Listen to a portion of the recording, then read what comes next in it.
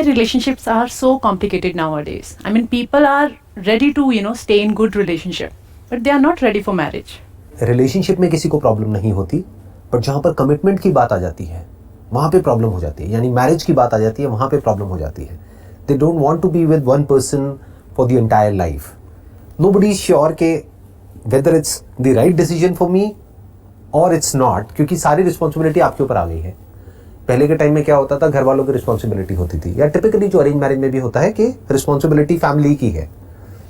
कल को कुछ गलत हुआ भी तो फैमिलीज आपस में बात कर लेती हैं. But when it comes to making your own decisions, that's going to be extremely complex, फिर चाहे वो रिलेशनशिप हो चाहे करियर हो, क्योंकि डिसीजन में इम्प्लाइड है कि वो डिसीजन गलत भी हो सकता है. करेक्ट. जैसे इंडिया में अगर आज की रेट में हम देखते हैं तो जो डिवोर्स रेट है वो बढ़ता चला जा रहा है. पहले के टाइम में इतना नहीं होता था. बेसिकली पेशेंस मिसिंग है. सबसे ज़्यादा जो मिसिंग है बेसिकली आज की डेट में वो है कि वी डोंट नो एग्जैक्टली कि हमको किस तरह का इंसान चाहिए अपनी लाइफ को स्पेंड करने के लिए. तो ये तो पहले भी नहीं पता था. पहले हम ऐसा सोचते ही नहीं थे कि मेरे को कैसा इंसान चाहिए. वो डिसीजन कोई और लेता था. अब आपको खुद को लेना है डिसीजन, तो now you need to figure out. जैसे फॉर एग्जाम्पल पहले के ज़माने में क्या होता था, करियर आप खुद नहीं चूज करते थे, उनके घर वाले उनको बता देते हैं कि तुम्हें यही करना है. मानो ये सरकारी नौकरी करनी है तो करनी है, किसी भी तरह से तुमको क्रैक करना है. तो उनके खुद के माइंड में कंफ्यूजन नहीं होता है. हाँ, अगर उनका क्वेश्चनिंग माइंड है, वो एक्चुअल में इंटेलिजेंट है, तो वो क्वेश्चन पूछेंगे कि यही क्यों करना है, वो क्यों नहीं करना है, इतने सारे ऑप्शंस हैं. बट जैसे ही वो ऐसा क्वेश्चन पूछेंगे तो ये मत समझो उनकी लाइफ अच्छी हो जाएगी. उनकी लाइफ और कॉम्प्लिकेटेड हो जाएगी शॉर्ट टर्म में. लॉन्ग टर्म में देयर इज अ पॉसिबिलिटी कि वो कुछ अच्छा कर पाएंगे, बट शॉर्ट टर्म में there is going to be lot of conflict, lot of turmoil. Because एक तरफ से उनके पेरेंट्स होंगे जो उनके ऊपर प्रेशर क्रिएट करेंगे कि हमारे हिसाब से चलो, एक तरफ से उनको खुद को करना है, प्लस उनसे गलतियां भी होंगी. अब गलतियां जब होंगी तो और ज़्यादा सब लोग मिल करके उसको रियलाइज कराएंगे कि देखो तुमसे गलती हो गई. ट्रू. तो बेसिकली ये जो सारी की सारी जो प्रॉब्लम है ना, चाहे रिलेशनशिप हो चाहे करियर हो, दोनों इंटर रिलेटेड है. क्योंकि अल्टीमेटली क्या है, एक decision, commitment to one thing और one person. It boils down to कि भाई हमको डर लग रहा है डीप डाउन कि कहीं मेरा डिसीजन गलत ना हो जाए. तो कैसे क्लैरिटी दी जाए कि आप जो सोच रहे हैं, या तो उस पर रिसर्च की जाए उस टॉपिक पे, या प्रोबेबली अगर आपको कोई पसंद है तो पहले उसे टाइम दो, उसको ऑब्जर्व करो, क्या करना चाहिए जिससे आपको क्लैरिटी हो कि ये जो मैं चॉइस करने वाली हूँ अब ये मेरे लिए है और अब मैं इससे पीछे नहीं हटूंगी. ऐसा कॉन्फिडेंस कैसे आए? देखो, सबसे पहले स्टेप में तो चाहे वो लव मैरिज हो या अरेंज मैरिज हो, गिव इट सम टाइम. एकदम से हाँ मत करो, बिकॉज द मोमेंट यू से यस तो फिर सब कुछ बहुत कॉम्प्लिकेटेड होने वाला है. अब आपने एक बार कमिट कर दिया अरेंज मैरिज में, मानो कि एक दो बार आप मिले और आपने हाँ बोल दिया. अब आप पीछे हटोगे तो अननेसेसरी प्रेशर्स क्रिएट होंगे. बट जब तक आपने हाँ नहीं बोला है, चाहे कितना भी प्रेशर आए कि I want to meet that person again, maybe 2 times, 5 times, 10 times, कहने का मतलब है कि give it some time. Okay. Commitment इतनी जल्दी नहीं करना. बिल्कुल नहीं करना चाहिए, क्योंकि पूरी लाइफ का सवाल है ना. जैसे करियर है, करियर में एकदम से आपने कोई चीज़ करी नहीं है, बस किसी को करते हुए देखी है और आपको लगता है कि ये करियर मेरे लिए बहुत अच्छा होगा और आपने कमिट कर दिया, और वहाँ पे आप गए उस ऑफिस में, आपने ज्वाइन किया, 4 दिन बाद समझ आया अरे मैं कहाँ फंस गया. It happens with me. हाँ, ये हुआ ना आपके साथ में, राइट. ऐसा ही रिलेशनशिप में भी होता है कि होता क्या है, हम जल्दीबाजी में कमिट तो कर देते हैं, बाद में हमको लगता है अरे ये कहाँ फंस गई मैं कहाँ फंस गया. ये तो बिल्कुल ही अलग पर्सनैलिटीज है. मतलब ऊपर लेवल पे तो डिफरेंसेस रहेंगे, वो तो अच्छा है, बोलते हैं ना अपोजिट्स अट्रैक्ट, तो वो तो अच्छा है. बट जो फंडामेंटल्स हैं वो अलाइंड होने चाहिए. मतलब जो बेसिक वैल्यूज हैं आपकी और सामने वाले पर्सन की, that has to be aligned. Okay. कि आपने अपने लिए डिफाइन किया कि मेरे लिए ये टॉप 5 प्रायोरिटीज हैं इस रिलेशनशिप की, बाकियों पे मेरे को कोई फर्क नहीं पड़ता है, बट ये 5 चीजों पे कोई कॉम्प्रोमाइज नहीं होना चाहिए. ट्रू. ऐसे ही क्या वो सामने वाले की उन 5 चीजों से मैच होता है, वो उससे पूछना पड़ेगा अपना बताने से पहले, या ऑब्जर्व करना पड़ेगा. ऑब्जर्व करना पड़ेगा. ये नहीं कि वो क्या कहता है या क्या कहती है. कहते तो सब अच्छा है, कहते तो सभी अच्छा है, चाहे वो अरेंज मैरिज हो चाहे लव मैरिज हो. बट ये मत देखो कि वो क्या कह रहे हैं, ये देखो कि वो क्या कर रहे हैं. उनको उन 5 पैरामीटर्स पे एक एक करके टेस्ट करो. फॉर एग्जाम्पल, लुक्स उस टॉप 5 में है या नहीं है. You need to ask yourself. अब मैं किसी को भी जज नहीं कर रहा हूं. ट्रू. हो सकता है आपके लिए हो सकता है किसी और के लिए ना हो. अब वो आपको देखना है, या करियर स्टेबिलिटी ज्यादा इंपॉर्टेंट है, या उसका बिहेवियर ज्यादा इंपॉर्टेंट है, या वो रिस्पेक्ट कैसे करता है कैसे नहीं करता है वो ज्यादा इंपॉर्टेंट है. अब ये मत देखो आपकी रिस्पेक्ट करता है नहीं करता है, ये देखो कि एक गरीब आदमी की कितनी रिस्पेक्ट करता है वो, क्योंकि अगर रिस्पेक्ट कोई इंसान करता है तो या तो वो सबकी करता है, किसी की भी नहीं करता है। ये देखो उसके थॉट्स अपनी कंपनी के बारे में लेकर के क्या है, अपने बॉस के बारे में क्या है, अपने पेरेंट्स के बारे में क्या है।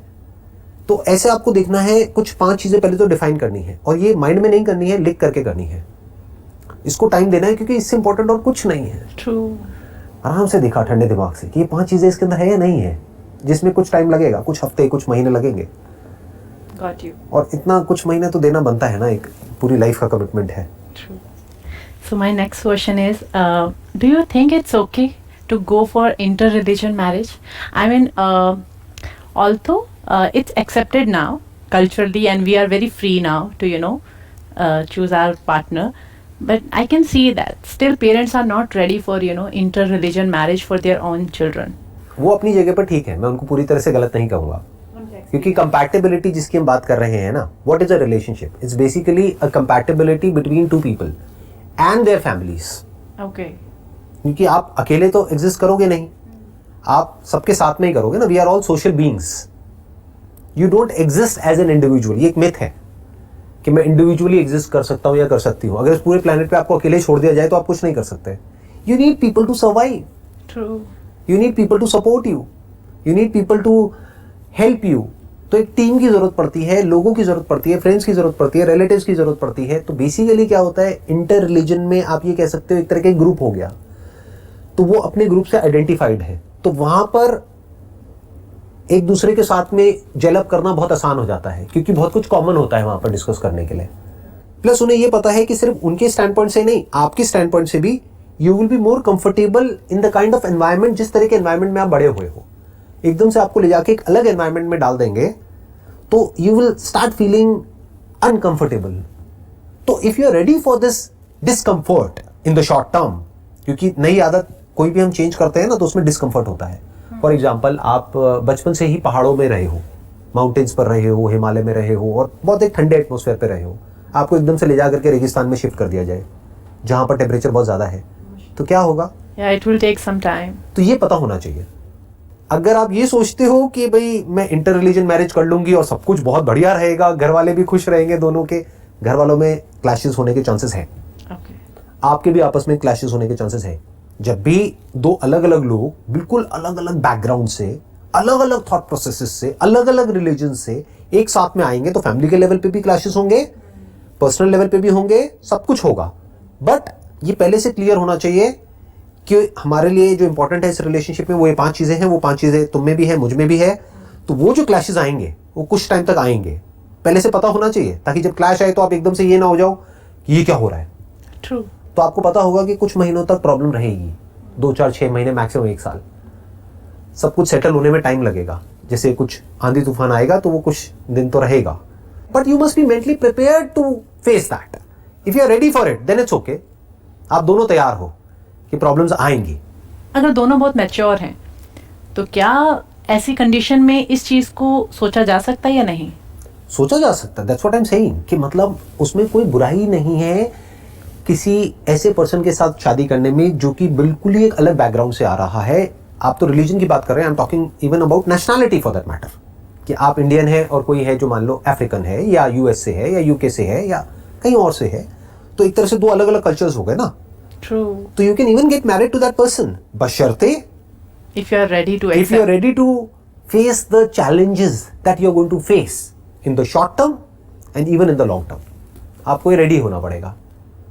बिल्कुल ऐसा है जैसे आप जिम ज्वाइन करते हैं नया नया, तो आपको पता है कि जो शुरू के कुछ महीने हैं वो बहुत मुश्किल होने वाली है, बहुत पेन होने वाला है, तो you have to go through that pain. तो if you are mentally ready for it, तब तो आप जिम में टिकोगे, नहीं तो जिम को छोड़ दोगे 4 दिन में, जैसे 99% लोग छोड़ देते हैं।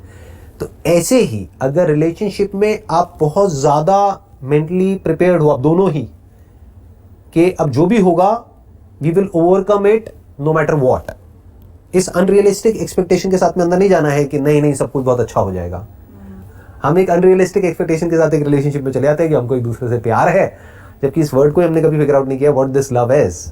जिसको हम लव कहते हैं वो कुछ नहीं है, वो कुछ टाइम का एक अट्रैक्शन होता है इन मेजॉरिटी ऑफ द केसेस, कि एक दूसरे के एट्रीब्यूट्स की तरफ अट्रैक्टेड है। जब रियलिटी सामने आती है तो लव वव सब मिट्टी हो जाता है। So sir, tell us more about. I heard people say few people are in love with God and people are love in person also, right? So what is the difference between love with God and love with a person, except this physical intimacy? What is the difference? जो love for God है ना, ये अपने आप में एक बड़ा ही abstract concept है. क्यों? क्योंकि व्हाट इज गॉड? गॉड को कभी आपने एक्सपीरियंस तो किया नहीं है. तो गॉड मतलब क्या? एक थॉट है, एक आइडिया है, एक बिलीफ है जो आपके माइंड में है, एक इमेज है. तो if you are saying I am in love with God, तो ultimately what you are saying is I am in love with my idea of God. तो you are in love with your own belief, your own idea. You are not in love with God, क्योंकि God से अगर आप जाकर के पूछोगे कि are you in love with me, वो कहेंगे आप कौन हो. तो you are in love with your own imagination, which is okay, because it gives you kind of a psychological security, जो कुछ लोगों के लिए बहुत जरूरी होती है. कि इस लोनली वर्ल्ड में at times we need something to hold on to. जब सब कुछ छूट रहा होता है, जब बाहर सब कुछ तहस नहस हो रहा होता है, तो we need something to hold on to. जैसे कोई इंसान है, वो भूतों से बहुत डरता है, तो उसको एक ताबीज दे दिया जाता है कि ये पहन ले तो कोई भूत तेरा कुछ नहीं बिगाड़ेगा. तो वो ताबीज काम करता है. किस लेवल पे करता है? साइकोलॉजिकल लेवल पे करता है. एक्चुअल में कोई भूत से नहीं बचाता है उसको, क्योंकि भूत है ही नहीं, तो भूत से बचाएगा क्या. ऐसे ही ये जो साइकोलॉजिकल बिलीफ सिस्टम होता है, ये हमको बचाता है, एक कंफर्ट देता है. आपको ये होता है आई am in love with God. What does that mean? कि चाहे कुछ भी होगा मेरे साथ, बुरे से बुरा, भगवान मेरे साथ कुछ बुरा नहीं कर सकता है. तो आपको एक पॉजिटिव अप्रोच मिल रही है लाइफ में. या फिर मे बी आपके आगे कोई आइडल है, किसी मंदिर में आप गए, वहां पर जाकर के आपने हाथ जोड़े, अपना सर झुकाया, and you just let go कि भगवान अब मेरे से नहीं हो रहा, तू संभाल ले. तो that's basically entering into a state of gratitude and compassion and love. What is love? Love is to be one with the whole. In that moment you are one with the whole, you are one with the universe. क्योंकि आपका मैं बीच में से हट गया है जब आपने सरेंडर कर दिया है. आपने भगवान के आगे जाकर के सर झुकाया और आपने अपने आप को सरेंडर कर दिया. जो आपका थॉट है, जो बहुत ही फ्रेगमेंटेड है, जो बहुत ही लिमिटेड है, उससे आपने अपना कंट्रोल छोड़ दिया. तो अब आपकी नेचर की इंटेलिजेंस आपके थ्रू ऑपरेट कर रही है उस मोमेंट में. फ्री कर दिया अपने आप को. वही तो करना होता है. जैसे कोई बीमारी है, उससे हील कैसे होते हैं? जानवरों के अंदर इंटेलिजेंस फीडेड है. जानवर क्या करते हैं? जैसे ही कोई बीमारी होती है, वो अपने आप को सरेंडर कर देते हैं, वो खाना पीना छोड़ देते हैं, जाकर के लेट जाते हैं. तो एक तरह से आप कह सकते हो कि उन्होंने नेचर की इंटेलिजेंस को अपने आप को सरेंडर कर दिया. हम क्या करते हैं? जब बीमार होते हैं तो माँ बाप क्या करते हैं? जाकर के बच्चे को और खिलाते हैं कि ताकत आएगी. अरे ताकत नहीं आती है उससे, वो ताकत डाइजेशन में चली गई, डाइजेस्ट करने में लग गई. उस वक्त ताकत चाहिए थी, लेकिन हमने और गड़बड़ कर दी. तो ये क्या किया हमने? थॉट के लेवल पे हमने गड़बड़ कर दी. नेचर की इंटेलिजेंस जो है वो संभाल लेती है चीज़ों को, हमको पूरे के साथ जोड़ देती है. इस जुड़ने को ही योग कहते हैं, जुड़ने को ही प्यार कहते हैं. वाओ. सो कंपैटिबिलिटी आपने बोला, आप मुझे बताएंगे कंपैटिबिलिटी और केमिस्ट्री ये कैसे ज़रूरत है और कैसे अलग है? दोनों बड़ी अलग अलग चीज़ें हैं. एक है केमिस्ट्री. केमिस्ट्री मतलब क्या? कि केमिकल लोचा जो हमारी ब्रेन में होता है किसी को देख करके. You can call it attraction, you can call it, जैसे किसी को देखा तो एकदम से अंदर डोपामिन रिलीज हुआ, सेरोटोनिन रिलीज हुआ, या कोई केमिकल ऐसा रिलीज हुआ, एक फील गुड, एक ऑक्सीटोसिन एक केमिकल होता है. किसी को टच किया तो एक केमिकल रिलीज होता है, तो वी फील गुड. तो that you can call it as chemistry. ये केमिस्ट्री जैसे इंसानों में ऑपरेट करती है, वैसे जानवरों में भी करती है. जैसे दो एक दूसरे की तरफ अट्रैक्ट होते हैं, दो जानवर, बिल्कुल ऐसे ही दो लोग एक दूसरे की तरफ अट्रैक्ट हो जाते हैं. उसका जो रीजन होता है, जो जड़ होती है, वो केमिस्ट्री होती है. But chemistry can create a lot of complications in your life as far as a relationship is concerned. Compatibility is a different ball game altogether. Chemistry is a part of compatibility. यानी एक जो intimacy है, physical intimacy है, that is a part of compatibility. मतलब मानो उसके लिए, compatibility के लिए आपको 10 चीजें चाहिए, दो लोगों के बीच में, उसमें से एक केमिस्ट्री है, यानी बायोलॉजी है. तो केमिस्ट्री को ज्यादा वेटेज नहीं देना है. कुछ भी नहीं है. मे बी 10% केमिस्ट्री हो गया, बाकी का 90% तो कुछ और है ना. केमिस्ट्री आपके बीच में बहुत अच्छी है, but as far as respect is concerned तो कंपैटिबिलिटी नहीं है. सामने वाला आपकी रिस्पेक्ट नहीं करता है, ट्रस्ट नहीं करता है, या आप उस पर ट्रस्ट नहीं कर सकते हो. तो ऐसी रिलेशनशिप का क्या करोगे? ऐसी केमिस्ट्री का क्या करोगे?